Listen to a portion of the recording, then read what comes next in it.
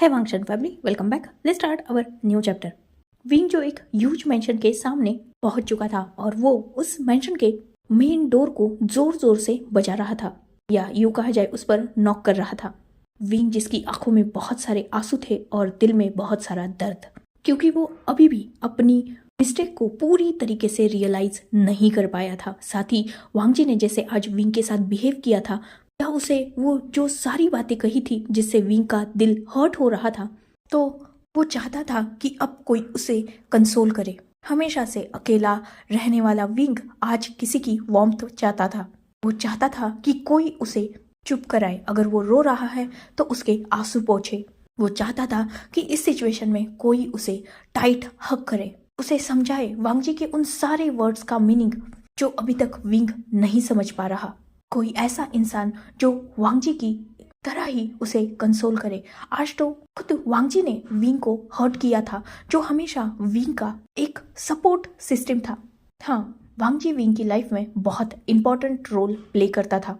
5 सालों से वांगजी विंग के साथ था, जिस वजह से वो विंग को अच्छी तरीके से जान चुका था। वांगजी के केयर की, कंसर्न की विंग को आदत हो चुकी थी, पर ये आदत ऐसी हो चुकी थी कि विंग समझ भी नहीं पाया और वो वांगजी के पास भी चला गया। और आज जब विंग ने खुद कदम बढ़ाया वांगजी के पास जाने के लिए, तो वांगजी ने बहुत बुरी तरीके से उसे हर्ट कर दिया।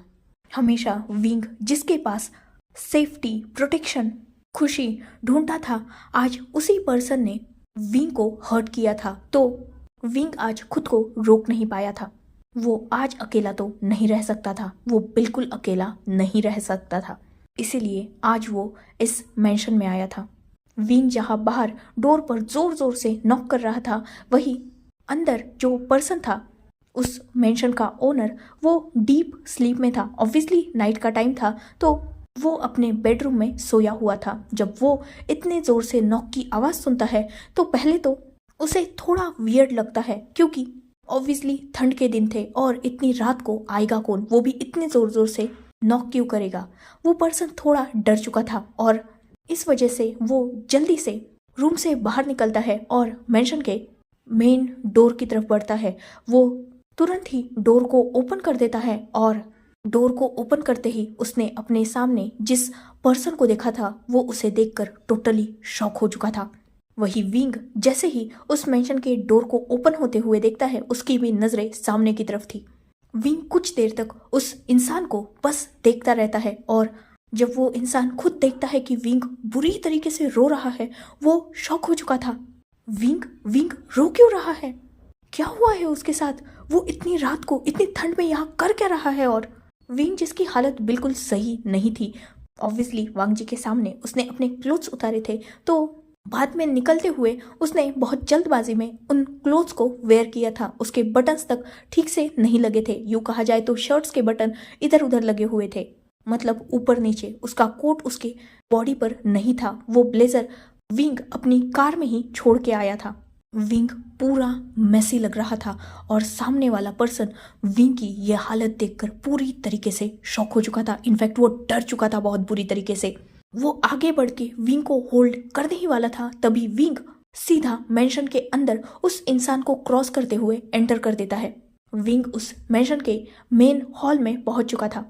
वो पर्सन भी विंग के पीछे पीछे ही आया था, और वो इससे पहले कि विंग को कुछ बोल पाता, विंग लिविंग हॉल में जो ग्लास की टेबल रखी हुई थी उस पर बहुत जोर से अपना हाथ मारता है, जिससे वो ग्लास की टेबल बुरी तरीके से टूटकर बिखर चुकी थी। उसके कुछ टुकड़े विंग के हाथ में भी घुसे हुए थे, पर विंग को फिलहाल उस दर्द का कोई भी अंदाजा नहीं था। विंग उस इंसान की तरफ देखता है और उस टेबल को पॉइंट करते हुए कहता है, जोड़ के दिखाइए इसे। वो पर्सन जो बिल्कुल कंफ्यूज था, पर उसके फिलहाल उसका ध्यान सिर्फ विंग के चोट की तरफ था। वो आगे बढ़ के विंग का हाथ पकड़ने ही वाला था, तभी विंग अपने उसी हाथ को आगे करके उसे रोक देता है। वो पर्सन रुक चुका था, पर उसे विंग को देखकर बहुत ज़्यादा डर लग रहा था, बुरा लग रहा था, क्योंकि वो विंग को दर्द में नहीं देख सकता। इससे पहले कि वो अपने मुंह से कुछ वर्ड निकालता, विंग फिर से चिल्लाते हुए कहता है, आई सेड छोड़ के दिखाइए इसे। वो पर्सन विंग की तरफ देखता है और दूसरी नज़र उस ग्लास टेबल पर डालता है। वो फिर से विंग की तरफ देखता है और अपनी सॉफ्ट वॉइस में कहता है, विंग वो सिर्फ टूटा नहीं है, टूट के बिखर चुका है, उसे जोड़ा नहीं जा सकता बच्चे। ये सुनकर विंग जोर जोर से हंसने लगता है। विंग जिसकी आंखों में दर्द था और आंसू उसके आंखों से अभी भी बह रहे थे, पर उसके हंसी की आवाज उस मेंशन में गूंज रही थी। वही वो पर्सन जो विंग की ऐसी हालत देखकर बहुत ज्यादा वरीड हो चुका था। विंग कुछ देर तक लाउडली लाफ करता है और बाद में उस पर्सन की तरफ अपने उसी टीयरी आईज और स्माइली फेस के साथ देखते हुए कहता है, नहीं, इसे जोड़ा जा सकता है।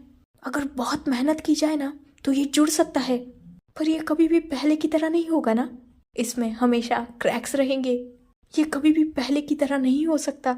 हमेशा इसमें वो क्रैक्स नजर आते रहेंगे जो हमेशा इसे रियलाइज कराएंगे कि ये पहले भी कभी टूट चुका है, इनफैक्ट बिखर चुका है।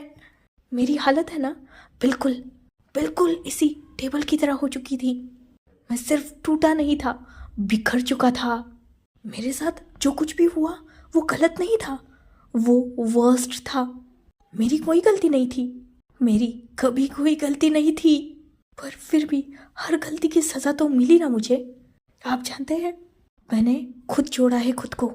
आसान नहीं होता उस दर्द से मूव ऑन करके खुद को अपने पैरों पर खड़ा करना। मैंने किया है, मैंने सब कुछ किया है। मुझे लगा था मैंने खुद को हील कर लिया, अब कोई भी विंग को तोड़ नहीं सकता, क्योंकि ऑलरेडी टूटी चीज को और कितना तोड़ा जा सकता है। पर मैं एक बात भूल गया था मैं ये बात कि टूटी हुई चीजों में क्रैक गिर जाते हैं, और वो क्रैक है ना, चाहे आप कितनी भी अच्छी तरीके से भरने की कोशिश करो, ना उसके निशान जाते हैं और ना ही उसका खोखलापन। उन क्रैक्स में कहीं ना कहीं डिस्टेंस रह ही जाता है, जो उस चीज को पहले से भी ज्यादा सेंसिटिव बना देता है। उन क्रैक्स की वजह से मेरे भी अंदर खोखलापन आ चुका है। आज तक वो खोखलापन, वो खालीपन मुझे कभी भी नजर नहीं आया, पर आज वो नजर आने लगा है। खत्म हो चुका है सब कुछ, खो चुका हूँ मैं उसे। मैंने अपनी वजह से उसे खुद की ही नजरों में गिरा दिया। इवन मैं खुद उसकी नजर में गिर चुका हूँ। आज तक मेरे पास्ट में मेरे साथ जो कुछ भी हुआ, उसमें मैंने सिर्फ एक ही चीज सीखी, प्यार व्यार कुछ नहीं होता, सब स्वार्थ होता है, सब सेल्फिशनेस होती है। लोग प्यार के नाम पर सिर्फ एक दूसरे की नीड्स को फुलफिल करते हैं। प्यार एक डील है, हम अगर सामने वाले को कुछ देंगे तो वो भी हमें उसके बदले कुछ देगा। यही सोचा था मैंने, यही देखा था मैंने अपनी आंखों के सामने। तो आज मैंने अपनी जिंदगी की सबसे बड़ी गलती की। जानते हो वो गलती क्या थी? मैं उसके पास एक डील लेके गया था, अपनी बॉडी लेके गया था उसके पास। उसके साथ के बदले मैं चाहता था कि वो मुझे यूज करे और बाद में मुझे वो प्रोटेक्शन प्रोवाइड कराए, वो सिक्योरिटी जो मुझे उसके पास मिलती है, वो केयर, वो कंसर्न। उसके बदले मैं आज उसे अपनी बॉडी देने गया था। मैं तो एक सिंपल डील करने गया था, जिसे दुनिया प्यार बोलती है। उसी प्यार के नाम के नीचे मैं एक सौदा करने गया था, पर मैं गलत था। मैंने जो अपनी आंखों के सामने देखा उसे ही सच मान बैठा और बचपन से उसी बात को फॉलो करने लगा, और आज उसे भी उसी तरीके से अपने पास चाहता था। अपनी डिग्निटी दांव पे लगा के गया था उसके पास में, ताकि जिसे वो प्यार करता है वो मुझे मिल सके। पर जानते हैं उसने मुझसे क्या कहा? उसने मुझसे कहा कि वो मुझसे नफरत करता है। उसने मुझसे कहा कि उसका लव लस्ट नहीं है, उसे मेरी बॉडी की नीड नहीं है, उसे ज़रूरत है मेरे दिल की। और बाद में उसने मुझसे कहा कि मैं हार्टलेस हूँ, मेरे पास तो दिल है ही नहीं। कैसे कैसे उसे मैं समझाऊं? जिस दिल की वो बात कर रहा है ना, वो मेरे पास है, पर वो डरता है। ये प्यार वर्ड जितना ब्रोकन है ना, उससे कहीं ज़्यादा ब्रोकन मेरा दिल है, और मैं खुद हूँ। मेरे सामने जो प्यार था उसकी एक ही तो डेफिनेशन थी ना, डीलिंग। मैंने देखा अपने पेरेंट्स की लव मैरिज को डिस्ट्रॉय होते हुए। और जब उस घर से निकला ना, तब ज़माने में मुझे ऐसे लाखों कपल्स मिले जो सिर्फ प्यार के नाम के नीचे एक दूसरे से डील करते हैं। किसी को बॉडी चाहिए होती है तो किसी को पैसा, किसी को पावर चाहिए होती है तो किसी को हैंडसम बॉयफ्रेंड या ब्यूटीफुल गर्लफ्रेंड। कोई भी यहाँ ये नहीं देखता कि दिल कितना खूबसूरत है, हर कोई सिर्फ फेस देखता है। इस दुनिया में किसी को नहीं पता कि जिससे आप प्यार करते हो उसके दिल में कितने घाव है। पर हाँ, उसी इंसान को अगर ये पूछा जाए कि आपकी बॉडी पर कितने तिल हैं, तो वो उसका जवाब बिल्कुल एक्यूरेट देगा। यही आज के मॉडर्न ज़माने के प्यार की डेफिनेशन है, जिस वजह से मैं इस प्यार वर्ड से ही नफरत करने लगा। मैंने दुनिया में जैसा देखा, धीरे धीरे मैं भी वैसा ही बनता गया और मुझे रियलाइज़ भी नहीं हुआ कि मैंने कितनी बड़ी गलती कर दी है। एक ऐसा इंसान जो बिना किसी स्वार्थ के मुझसे प्यार करता है, एक ऐसा इंसान जिसके पास सब कुछ है और मेरे पास कुछ भी नहीं, फिर भी वो मेरे आगे पीछे घूमता है। एक ऐसा इंसान जो कल तक मुझसे भीख मांग रहा था मेरे प्यार की, और मैं कल तक उसे इग्नोर कर रहा था, पर आज उसी इंसान के पास मैं गया था। मैंने मिसजज कर दिया उसे, अपने दिल की बजाय अपनी बॉडी को उसे देने की कोशिश की। और जानते हैं, उसने मुझे एक्सेप्ट करने से मना कर दिया। इनफैक्ट उसने मुझसे यह कहा कि वो मुझसे नफरत करता है। काश उस वक्त आप मेरे पास होते तो शायद मैं आज ऐसा नहीं करता ना। अगर तब आप मेरे साथ होते तो शायद मैं आज उसके पास अपनी बॉडी नहीं, अपना दिल लेके जाता जो टूटा हुआ नहीं होता। काश तब आपने मुझे अपने पास रखा होता, मुझे प्यार का सही मतलब सिखाया होता, तो शायद आज मैं भी उसके पास प्यार लेके जाता, ना कि उससे डील करने की कोशिश करता। तोड़ दिया मैंने उसे और उसके साथ खुद भी टूट गया हूँ। जानते हैं आप, आज उसने मुझे फर्स्ट टाइम मेरी आंखों में देखते हुए अपने पूरे दिल से कहा, I hate you wing, I really hate you. उसने कहा कि वो रिग्रेट करता है मुझसे प्यार करके। उसने कहा कि उसने जिसे प्यार के लिए चुना, मतलब मुझे, वो उसकी चॉइस गलत थी।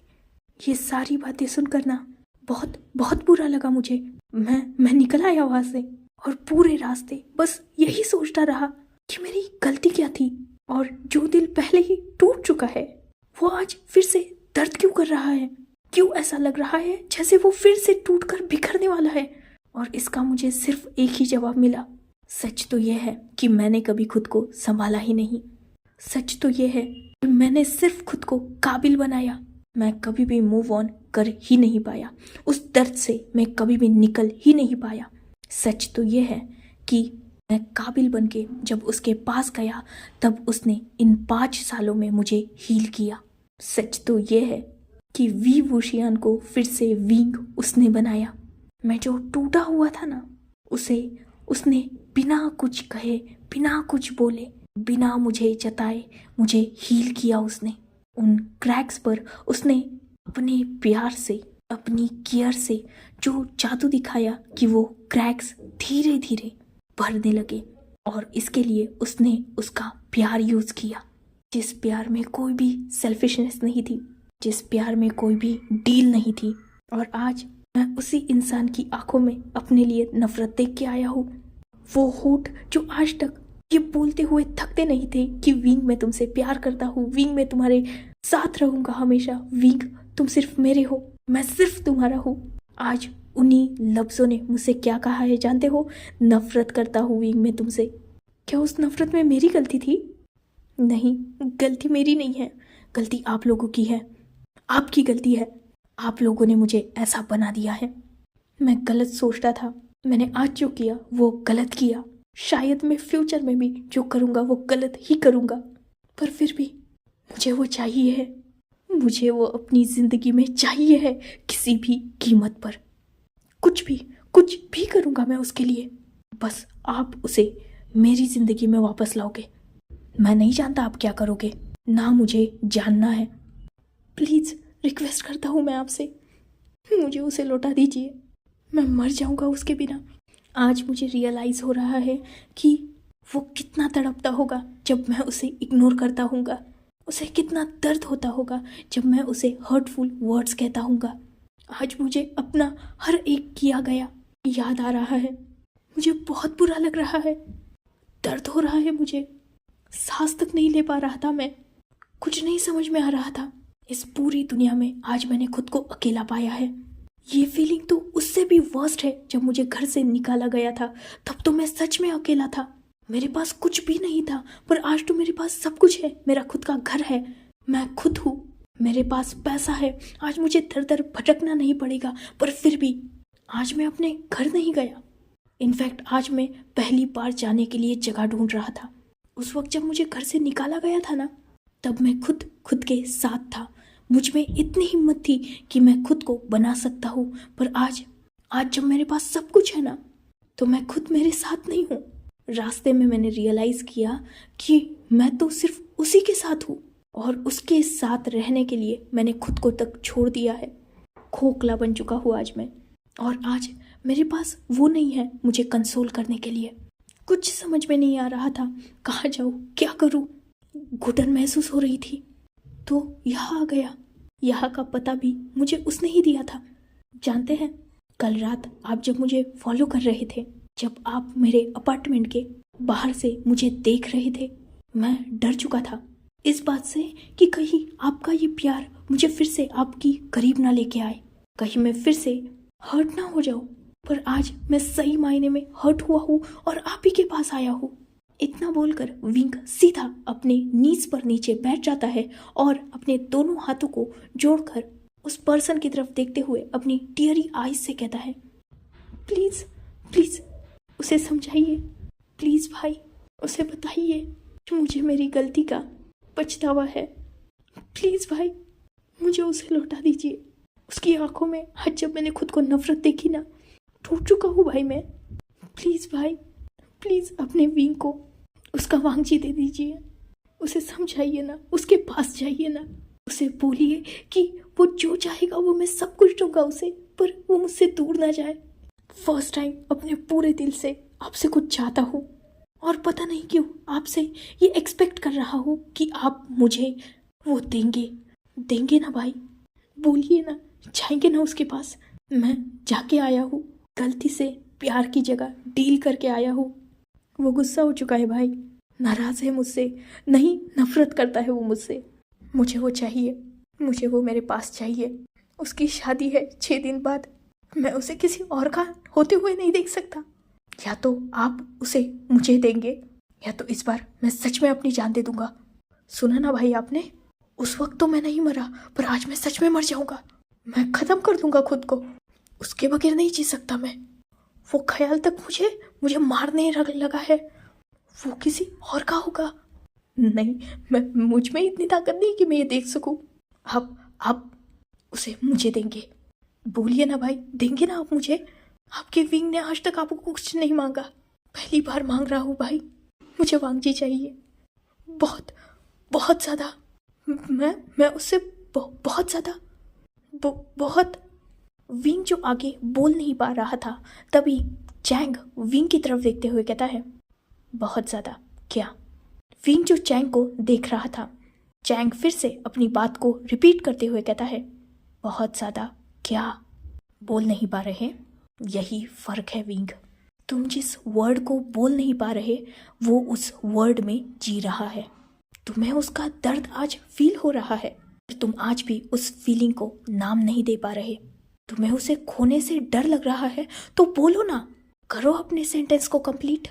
तुम उससे बहुत ज़्यादा क्या दे पाओगे? अपने फीलिंग्स को वर्ड बोल पाओगे कि मैं उससे प्यार करता हूँ? ये वर्ड अगर तुम मेरे सामने नहीं बोल पा रहे, तो उसके सामने कैसे बोलोगे विंग?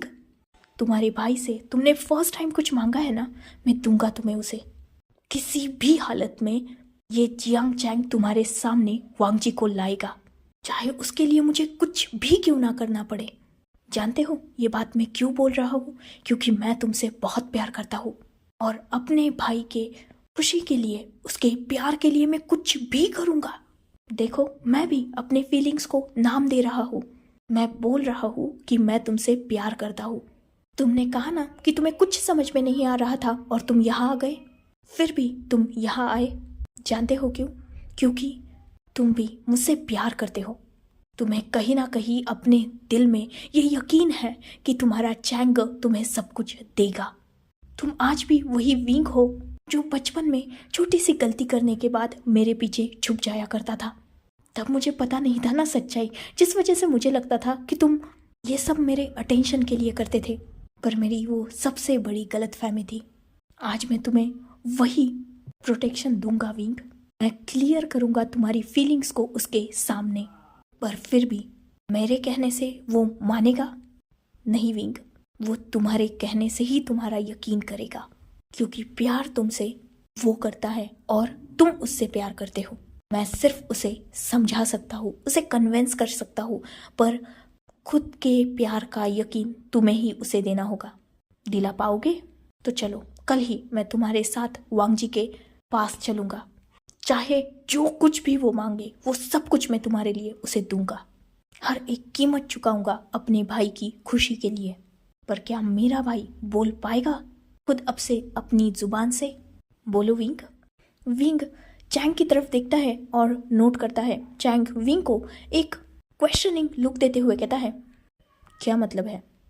विंग चैंग की तरफ देखता है और अपनी लो वॉइस में कहता है, मैं बोलूँगा उससे कि मैं उससे प्यार करता हूँ। ये सुनते ही चैंग के फेस पर एक बड़ी सी स्माइल आ चुकी थी। वो तुरंत विंग को अपने करीब करता है और उसे खड़ा करके उसे सीधा टाइटली हग कर लेता है। विंग जो चैंग की बाहों में बच्चों की तरह रो रहा था, वही चैंग जिसकी आंखों में आज खुद आंसू थे, वो आज बहुत खुश था। फाइनली वांग जी ने वो कर दिया था जिसका वादा उसने चैंग से किया था। आज सुबह चैंग ने वांग जी को कॉल किया था ये बताने के लिए कि वो इस सिटी में शिफ्ट हो चुका है और उसने एक मेंशन परचेज कर लिया है, और ये बात वो अपनी तरीके से विंग को बता दे। साथ ही उसने अपना बिजनेस कार्ड और अपने मेंशन का एड्रेस तक वांग जी के ऑफिस में भिजवा दिया था। और वांग जी से उसने ये कहा था कि विंग को ये दे देना, ताकि विंग अगर कभी भी चाहे तो वो अपने भाई से मिलने यहाँ आ पाए। और चैंग का ये आइडिया बिल्कुल सही था। आज विंग उसके पास था। विंग जो बहुत रो चुका था, साथ ही उसके हाथ में भी चोट लगी हुई थी, तो चैंग विंग को सीधा अपनी बाहों में कैरी करता है और वो विंग को अपने रूम में लेके जाता है। वो विंग की हाथ को बैंडेज करता है और बाद में विंग को अपने पास अपने लैप पर छोटे बच्चे की तरह सुलाने लगता है। विंग जो ऑलरेडी बहुत ज़्यादा एग्जॉस्टेड था, वो रोते रोते ही सो जाता है। चैंग जो उसे कंसोल कर रहा था, साथ ही चैंग ने ये भी वादा कर दिया था विंग से कि वो वांग जी से बात करेगा और चाहे कुछ भी हो वांग जी का पार्टनर तो विंग ही बनेगा। वही विंग जो अपने भाई से न जाने कितने सालों से दूर था, वो आज उसी भाई की बातों पर यकीन करके पीसफुली उसी की लैब में सो चुका था। जहां एक तरफ विंग सो चुका था, वही दूसरी तरफ कॉटेज में वांग जी बहुत ज़्यादा अपसेट था और उसने बहुत ज़्यादा ड्रिंक कर ली थी। उसे आज विंग का बिहेव बिल्कुल पसंद नहीं आया था और उसे आज विंग पर लिटरली गुस्सा आ रहा था। वांग जी जो अभी भी ड्रिंक किए जा रहा था, कुछ देर बाद उसका कॉल रिंग होने लगता है। वांग जी कॉलर आईडी देखता है और कॉल को पिक कर लेता है। सामने वाला इंसान और वांग जी एक दूसरे से कुछ देर तक बातें करते हैं और वांग जी फाइनली एक रिलीफ की ब्रीथ लेता है। वो अब ड्रिंक करना छोड़ देता है और सीधा अपने रूम में जाकर अपने बेड पर लेट जाता है। वो भी सो चुका था। नेक्स्ट डे मॉर्निंग, विंग जो अभी भी पीसफुली सोया हुआ था और चैंग कब का जग चुका था, पर अभी भी वो वही विंग के पास ही बैठा हुआ था, क्योंकि विंग ने अभी भी उसके हाथ को पकड़ के रखा था। और चैंग अपने छोटे से भाई को आज इतने सालों बाद पीसफुली सोता हुआ देखकर बहुत ज़्यादा हैप्पी फील कर रहा था। करीबन 9 बज चुके थे पर अभी भी विंग नहीं उठा था और चैंग भी उसे नहीं उठा रहा था। पर शायद अब विंग की नींद पूरी हो चुकी थी। वो धीरे धीरे अपनी आईज को मूव कर रहा था। चैंग जैसे ही ये देखता है वो एक बड़ी सी स्माइल के साथ विंग को ही देख रहा था, साथ ही वो अपने दूसरे हाथ से विंग के हेयर्स को प्यार से रफल कर रहा था। विंग अपनी आईज ओपन करता है तो आज इतने सालों बाद उसके सामने उसके भाई का वो हैप्पी फेस था। जैसे ही विंग ने आईज ओपन की थी, चैंग अपने हैप्पी फेस के साथ बोलता है, गुड मॉर्निंग लिटिल ब्रदर। मेरे आशियान को ठीक से नींद आई? विंग जो अनकॉन्शियसली अपने फेस पर स्माइल ला चुका था वो जस्ट नोट करता है। चैंग विंग की तरफ देखता है और सॉफ्टली कहता है, ठीक है चलो रेडी हो जाओ, ब्रेकफास्ट करेंगे और बाद में लैंड मैंशन के लिए निकलना है। जैसे ही लैंड मैंशन का नाम विंग सुनता है वो कंफ्यूजिंगली चैंग की तरफ देखने लगता है। चैंग विंग के उस लुक को देखकर एक स्माइल करता है और विंग के एक चिक को हल्के से पिंच करते हुए कहता है, अरे भूल गए, कल रात को मेरे भाई ने मुझसे कुछ मांगा था ना, उसे उसका प्यार चाहिए ना, तो अगर वांगजी से शादी करनी है तो पहले उसके फैमिली से बात करनी होगी। मैंने ऑलरेडी गिफ्ट प्रिपेयर करवा दी है और कार्ड्स में रखवा भी दिए हैं। बस मेरा भाई एक बार रेडी हो जाए और वो ब्रेकफास्ट कर ले, बाद में हम तुरंत ही लैंड मैंशन के लिए निकल जाएंगे। विंग चैंग की तरफ देखता है और नोट करता है वो बेड से उतर चुका था। चैंग भी बेड से नीचे उतर चुका था। विंग जो वॉशरूम की तरफ निकल ही रहा था तभी वो पीछे मुड़ता है और चैंग की तरफ देखते हुए कहता है, पर मेरे पास क्लोथ्स। इससे आगे चैंग विंग को बोलने का चांस ही नहीं देता और तुरंत अपनी सॉफ्ट वॉइस में कहता है, ऑलरेडी तुम्हारे क्लोथ्स मैंने अरेंज करा दिए हैं। यह मेंशन सिर्फ मेरे लिए नहीं था, ये तुम्हारे लिए भी था। इनफैक्ट हमेशा तुम्हारे लिए रहेगा। चाहे मेरी प्रॉपर्टी कहीं भी हो, उस प्रॉपर्टी में मेरे भाई का हिस्सा ज़रूर रहेगा। इस मेंशन में भी तुम्हारे क्लोथ्स हैं, बस तुम डिसाइड कर लो कि तुम्हें क्या पहनना है। अच्छे से रेडी हो जाओ और फिर नीचे ब्रेकफास्ट टेबल पर मिलेंगे। ऑलरेडी मैंने तुम्हारा सारा फेवरेट ब्रेकफास्ट रेडी करा दिया है, वो सब जो तुम्हें बचपन में पसंद था।